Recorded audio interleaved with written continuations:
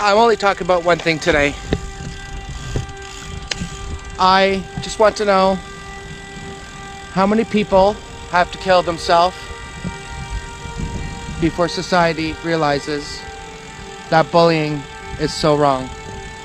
So close your eyes, take a deep breath, and just imagine this. You've just woken up. You have a sister that's a year older than you. She's always in her room, so quiet. She used to be the one that was always so outgoing and loud, but everything has changed. Usually your sister's up before you. She isn't in the lounge or the kitchen. You think she's just gone out for a walk. You don't worry too much. You go onto the computer and you check your Facebook, Instagram, or any social media. You see your sister's statuses. This time, I'm leaving forever. I'm sorry if this hurts anyone. It's just the way it has to be. You start to realize, you start to worry and realize, calling your mom. Your mom called you, said she just went for a walk. So you go to the park where she used to go. You see her sitting there crying. You run over to her, you hold her. You tell her it's going to be all right. She screams, asking for her just to end this pain.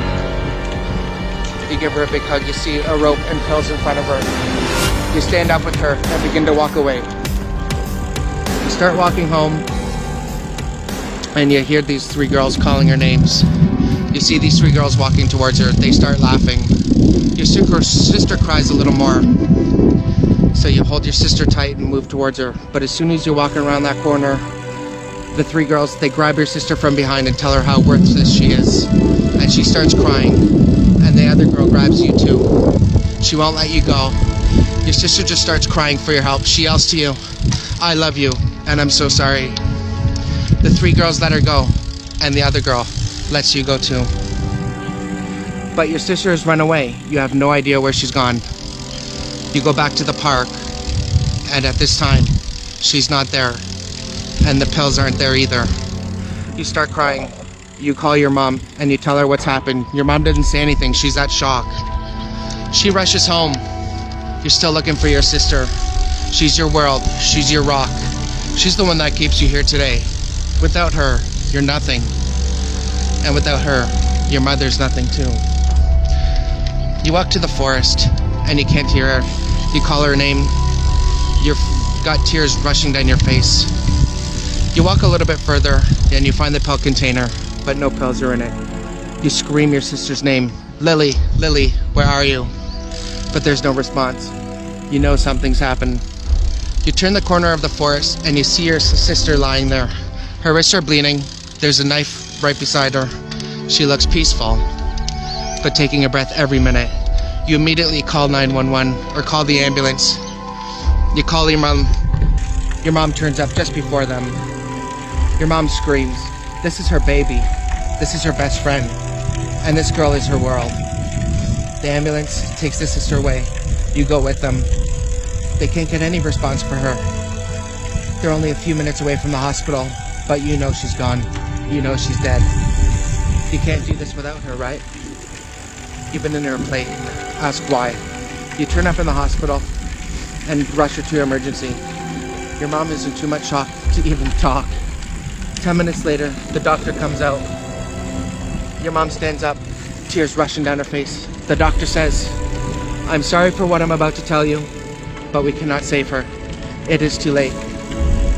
At this point in time, your mom drops to the floor. Your whole world is just crashes. You run outside. You can't stop screaming. You're finding it hard to breathe, and you don't want to live. A few days later comes her funeral. So many people arrive. They line up to say goodbye. She looks she looks peaceful, and she looks finally laid dressed. But you're not. Her mother's not, and your whole family is devastated. Her best friend hasn't talked to anybody since she found out. Her best friend is now harming herself. Her mom looks out the window for more than half the day. You can't see yourself going back to school for a while. No one has entered her room, and it will stay that way. The door will remain shut, and nobody will go in. A year passes, a few weeks goes by, and her best friend has committed suicide. You go, I go. Her best friend kept that promise, and we'll never push it. We go every day, and their sister's happy, but look at the pain she has to go with everybody else. So before you guys decide to take your pain and take your life, just you know, you got a lot of family, and there's always somebody that loves you, somebody cares, somebody loves you. Just always talk to somebody, and there's always somebody to talk to. Call somebody, talk to people, guys. Love you. I hope you guys had a good touch on this video, and if you do, please feel free to share it. And cheers, guy, and this story is based on a true story. Amen, and God bless you all.